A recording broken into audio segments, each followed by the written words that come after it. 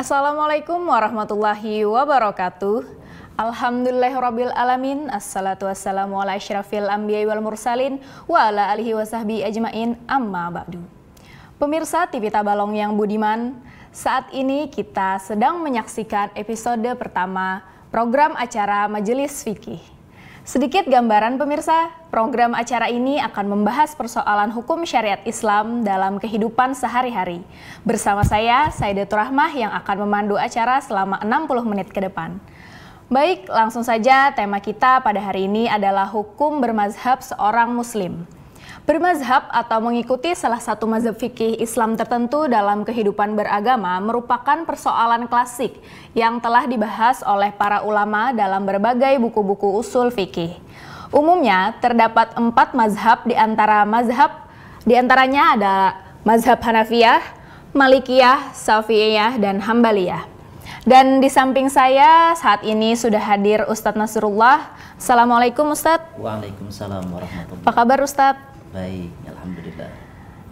Nah, sebelum kita membahas tema hari ini, ada baiknya kita dengar dulu penjelasan tentang fikih. Baik, silahkan Ustadz bisa dijelaskan sedikit sebenarnya fikih itu apa sih? Iya, terima kasih sebelumnya. Jadi fikih itu dari bahasa Arab artinya al-fahmu, kepahaman. Jadi fikih itu sebenarnya pemahaman. Nah, jadi karena ia pemahaman, jadi macam-macam orang kan beda-beda pemahaman, ya lah. Nah, cuman sedikit di sini kita bahas apa dulu arti fikih itu dulu, ya lah. Nah, sebelum kita membahas tentang mazhab, kita membahas tentang apa itu fikih. Jadi fikih itu, definisi fikih menurut Imam Subki, kata beliau, al-ilmu bil ahkamis syar'iyyatil amaliyati al-muqtasabu min adillatiha at-tafsiliyah. Artinya yaitu ilmu dengan hukum-hukum pengambilan syariat amaliyah, artinya pengamalan syariat amaliyah yang diambil daripada dalil-dalil yang terperinci. Nah, jadi dalil tentang hukum-hukum syariat yang diambil dari dalil-dalil yang terperinci.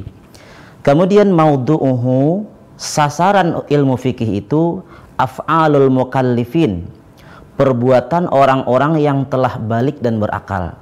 Itu yang diwajibkan tahu tentang ilmu fikih ini. Kemudian samaratuhu atau faidatuhu, faidahnya belajar ilmu fikih, imtithalu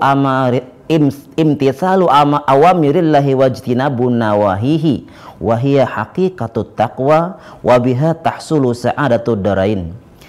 Yaitu dengan mengetahui tentang fikih kita bisa mengerjakan segala perintah Allah dan menjauhi segala larangannya. Dan mengerjakan perintah Allah dan menjauhi larangannya ini merupakan hakikat daripada takwa. Dengan kita bertakwa, hasillah baginya sa'adatud darain, artinya apa? Kebahagiaan dunia dan akhirat. Keberuntungan dunia dan akhirat apabila kita bisa menjadi orang yang bertakwa tadi dengan mengerjakan perintahnya dan menjauhi segala larangannya. Kemudian fadluhu, keutamaan ilmu fikih. Dallatil ayatu wal ahaditsu ala annahu afdalul ulumi ba'da ilmi tauhidi. Jadi keutamaan ilmu fikih ini banyak dalil-dalil dari Al-Qur'an dan hadis yang menceritakan tentang keutamaan fikih ini. Itu kenapa lebih afdal, paling afdal ilmu sesudah ilmu tauhid. Jadi fikih ini ilmu yang terafdal setelah ilmu tauhid. Nisbatuhu, nisbahnya yaitu yantasibu ila ulumi syar'iyyah. Ini termasuk daripada ilmu syariat. Kemudian wadi'uhu, pencetusnya ilmu fikih itu adalah al-a'immatul mujtahiduna, itu imam-imam mujtahid. Wa awwalu man allafa fihi imla'an wa huwa al-imamu Zaid bin Ali bin Husain bin Ali bin Abi Thalib radhiyallahu anhum ajmain.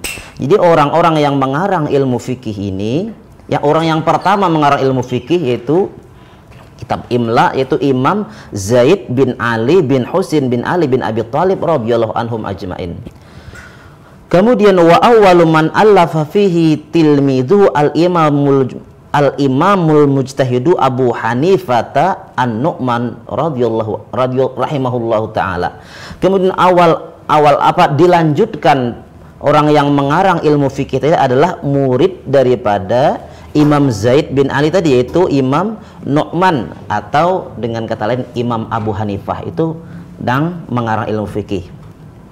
Kemudian dinamakan ilmu fikih itu dengan ilmu fikih atau ilmu kepahaman tadi, ilmu fikih, atau ilmul ahkamis syar'iyyah, ilmu hukum-hukum syariat.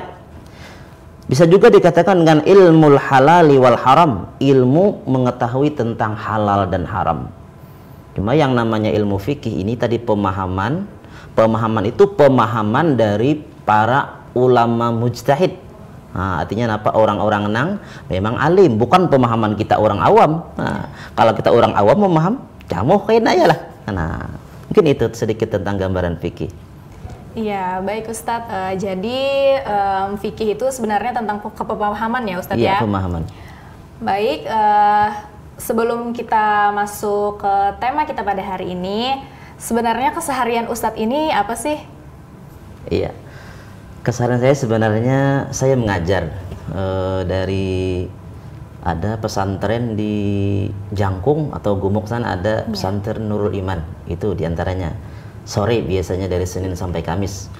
Kalau kebiasaan malam bisa sore bisa juga mengajar dari ibu-ibu yasinan, majelis-majelis taklim di masjid-masjid dan musalla-musalla, itu keseharian.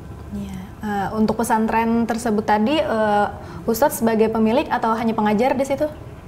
Saya kepala TK-nya, kepala TK-nya. Jadi di sana ada TK-nya, saya kepalanya. Iya.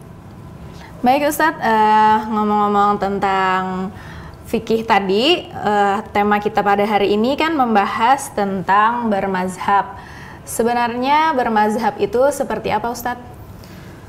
Jadi mazhab itu sebenarnya adalah jalan untuk mempermudah ibadah kita kepada Allah. Soalnya kalau kita langsung memahami dari Al-Quran dan hadis, rasanya tidak mungkin, karena kemampuan kita ini orang awam ya, beda dengan ulama-ulama mujtahid zaman dahulu seperti Imam Abu Hanifah, Imam Malik, kemudian lagi Imam Syafi'i, Imam Hambali, yang mereka itu luar biasa. Bayangkan Imam Syafi'i itu beliau umur 7 tahun sudah hafal Al-Quran, dan umur 9 tahun beliau juga hafal kitab Muwatta hadis yang disusun oleh Imam Malik. Umur 9 tahun sudah hafal Muwatta, kira-kira kandalnya seperti ini. Dan beliau menghafal Muwatta itu cuma 9 hari, itu yang luar biasa. Nah, di umur 15 tahun Imam Syafi'i, imam yang kita anut ini, jadi kebanyakan menceritakan ini karena imam kita tadi. Umur 15 tahun beliau sudah berfatwa, itu luar biasa. Jadi karena keilmuan beliau luar biasa tadi Imam Mazhab, jadi kita karena kita tidak memungkinkan untuk memahami fikih tentang ibadah, jadi kita ikut saja dengan Imam Mazhab tadi. Jadi Imam Mazhab itu apa? Untuk mempermudah kita dalam beribadah, itu. Mungkin itu. Ya baik Ustadz, jadi bermazhab itu kita harus memiliki dan memahami salah satunya ya. Iya. Kita harus memiliki pedoman dan kita harus menganut kepada salah satunya. Iya. Sebenarnya apa hukum bermazhab menurut Islam itu sendiri Ustadz? Iya, terima kasih. Jadi kalau hukum bermazhab sendiri, kalau pendapat dari Muktamar NU dulu pada tahun 1926 Masehi di Surabaya, itu muktamar yang pertama, hasil dari Muktamar NU mengatakan bahwa hukum bermazhab itu adalah wajib. Itu. Kemudian ada perkataan daripada Sayyidi Ali Al-Khawwas radhiyallahu an, kata beliau, Anda harus bermazhab selama Anda belum sampai mengetahui inti agama. Jadi selama kita ini kadakawa, artinya ini ngalih, tetapi bisa kita memahami tentang inti agama, Qurannya, hadisnya, apa maksudnya. Nah, kita harus bermazhab. Karena kalau kita tidak bermazhab, khawatir kita jatuh pada kesesatan nantinya. Nah, kemudian kenapa kita sih harus bermazhab? Nah, Rasulullah sallallahu alaihi wasallam bersabda, sabda Nabi, ittabi'us sawadal a'zam. Ikutilah mayoritas umatku, kata Nabi. Diikutilah mayoritas umatku. Nah, seperti yang kita ketahui, sekarang ini mayoritas umat Islam adalah mazhab yang 4. Nah, apabila keluar dari mazhab yang 4, berarti kita keluar dari mayoritas tadi. Iya. Nah, jadi tadi kalau menurut Muktamar ini wajib tadi. Nah, selama artinya kita tidak bisa memaham atau mengambil intisari daripada agama itu. Jadi menurut Ustadz, pendapat Ustadz bagaimana tentang bermazhab ini sendiri? Nah, jadi kalau pendapat saya tentang mazhab ini sebenarnya saya mengumpamakan seperti wadai, bahasa Banjarnya wadai ya lah, kowe kalau bahasa Indonesia. Jadi wadai itu bilanya sudah masak, kita tinggal makan, nyaman. Nah, kita kada perlu lagi mengetahui kayak apa mau olahnya, berapa gelapungnya, berapa hintalunya, uyahnya, gulanya, kada perlu itu lagi. Kayak apa memasaknya, kada perlu, tinggal makan, itu paling nyaman. Nah, seperti itu juga orang yang bermazhab. Kita kada perlu lagi misalnya kan mencari, apa dalil Qur'annya, apa ini asbabun nuzulnya, mana hadisnya, apa asbabul wurudnya, kemudian apa sih kisah, kesimpulan dari hukum ini. Nah, jadi dengan bermazhab kita kada uyuh-uyuh lagi mencari tentang dalil tadi, kita langsung ini fikih ini babnya sudah masak, tinggal makan aja lagi. Itu mudahnya ilmu fikih. Ya, jadi kita tinggal mengikutinya. Tinggal mengikuti aja lagi. Oke, maaf kita jeda dulu sebentar ya Ustadz. Iya. Pasti banyak dong teman-teman atau pemirsa dan penonton yang ada di studio yang ingin bertanya. Untuk itu jangan kemana-mana, tetap dalam acara Majelis Fikih bersama saya Sadatur Rahmah. Kita akan kembali pada jeda berikut ini.